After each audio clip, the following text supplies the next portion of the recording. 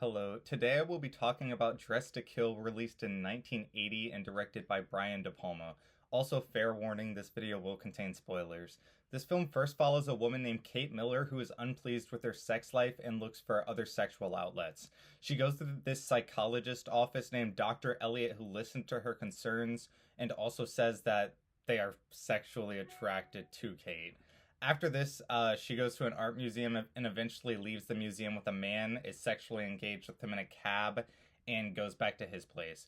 And then shortly after this, she is murdered in an elevator, and a new character who is a sex worker, whose name is Liz Blake, sees this murder. The rest of this film follows Liz, who becomes a suspect in the murder. We then find out that the murderer is a transgender person who the audience believes steals the psychologist's razor to murder Kate.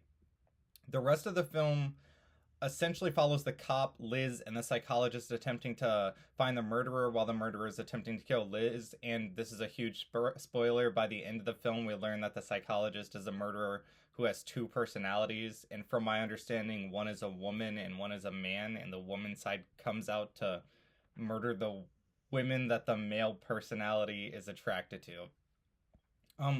We can see from the iconography that this is a horror film. First, there is the blade that is common used by the murderer. The use of this sort of blade as a murderer weapon is incredibly common in the slasher genre, which I believe I would classify this film as. Additionally, at times there's a lot of blood as seen when Kate was repeatedly cut, or like the dream sequence at the end of the film.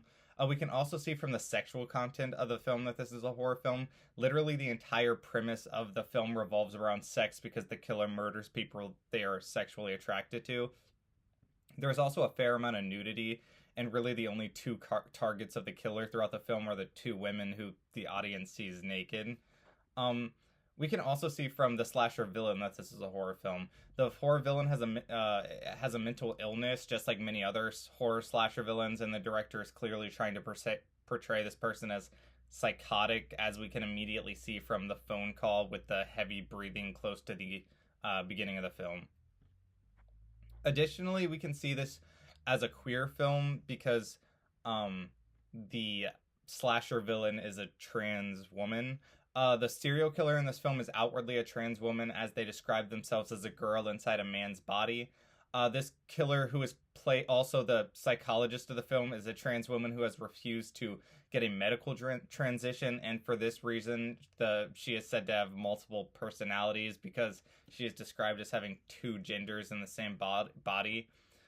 Ultimately, I really hate the queer representation in this film, and it definitely took away some of my enjoyment.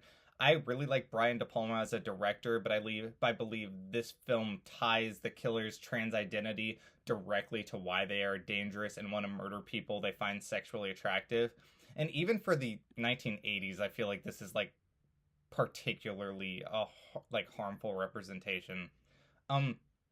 Furthermore, some of the class concepts we can see in this film are that this is one of the many slashers that were coming out in the 1980s after John Carpenter's Halloween. This film definitely focuses more on the psychological elements than its slasher elements, but I believe I would still classify it as a slasher.